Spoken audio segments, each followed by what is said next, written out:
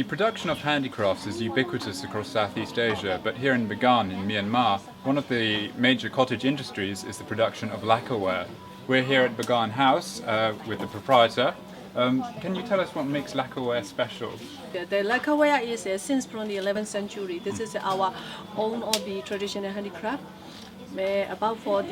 We are especially in olden day we are using for food container, and also especially for the monastery or the pagoda, and most of the religious we're using for that lacquerware. Okay, so it's something that goes a long time back into history. We found that in the old lacquerware is from 30th century. Because in 1975 we have the big earthquake. So in the big earthquake we found that to the old lacquer pot and then old cups that are still in the lacquer museum, and you can see in old Bagan in the lacquer school and lacquer museum. And where does the lacquer come from? So this is a very difficult question, and also China think the lacquerware is started from China. Also I visited Japan, also Japan said lacquerware is started from Japan. Also we think lacquerware is from 11th century we started. So that's very difficult to tell the historical background, and that's we can complete for each other. But here in Myanmar it's taken, the material itself comes from a tree? Come from the tree. Yes, the lacquer juice is you can see in the tree over there. That is a lacquer tree. Over there to cut the bark and also collect with the bamboo juice and also put it in the bowls and send to here. So normally in Bagan we are joking for the Myanmar people for making the lacquerware is the lacquer juice is come from the shan stick, and also bamboo is come from the chin about for the moya in the upper in the Chindu River. So and then another we are we are thinking maybe some of the Asian area, if you visit over 1,000 years of history of the temples of Buddha, or you cannot bring back to your country. But the lacquerware is we already have nearly 1,000 years of history of handicraft, and also they can bring back to their home. And the designs that you produce here, are they all traditional, or do you do modern ones, or do you have a mix of different things? So normally in my factory is I made the traditional one since from my great-grandfather. So he made to this lacquerware. My great-grandfather time he got the first title from British government.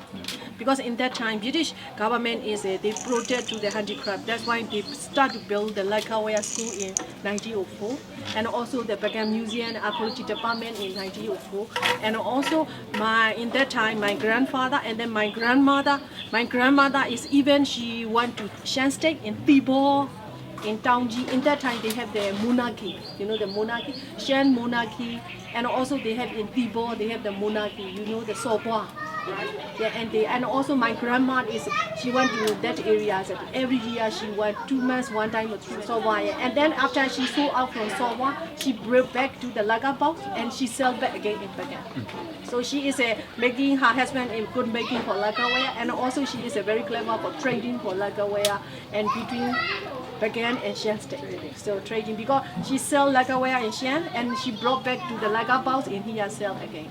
And then my father is the government lacquer school teacher. So we already work for 4 generations. 4 generations. Yeah. Okay. So the designs are generally traditional, but traditional. There are also traditional colors, aren't there?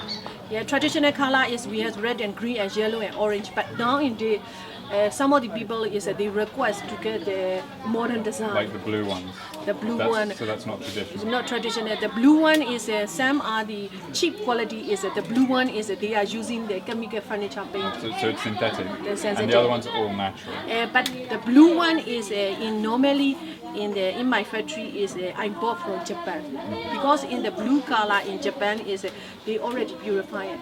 That's why I color if I selling in my home the blue color of some of the food container one is also from So it's produced synthetic, but it's safe, so you can use hot food. Hot food Here in your workshop, how many artists do you have?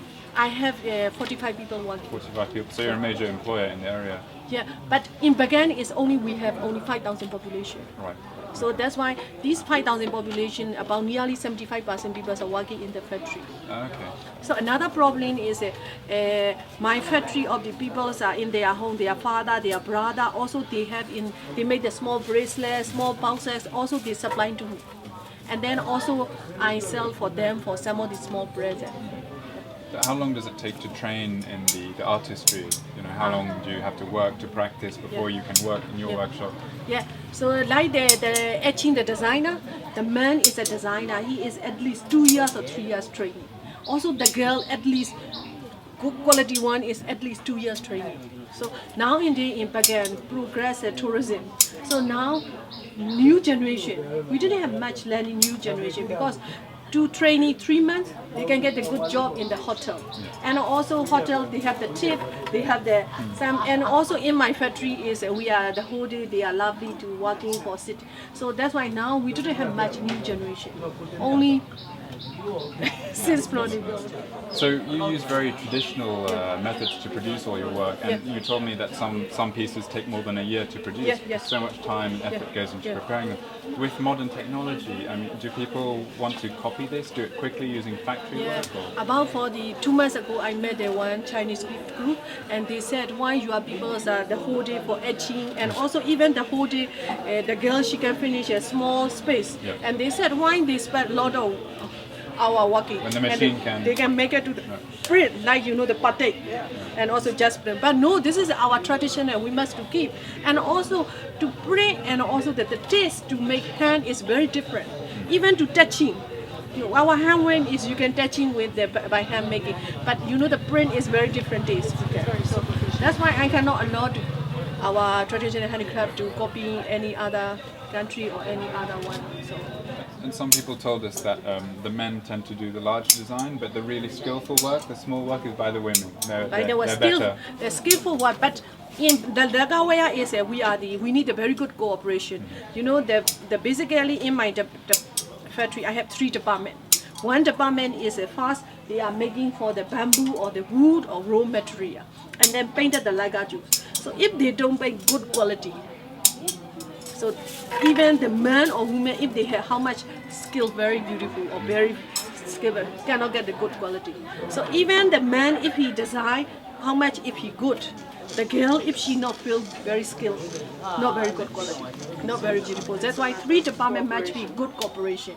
Even the department of the painting, the department, if they don't paint the very beautiful color, if they are mixing one color to one color, not very clean, and then we cannot get the good quality. So that's why each of the 3 departments we are very important for. That's very interesting. Do you mind if we take a look around your workshop? Yep, and also if you like, you can take the photo inside. Also the my shop. Thank you very much. Thank you. Also thank you very much for interview.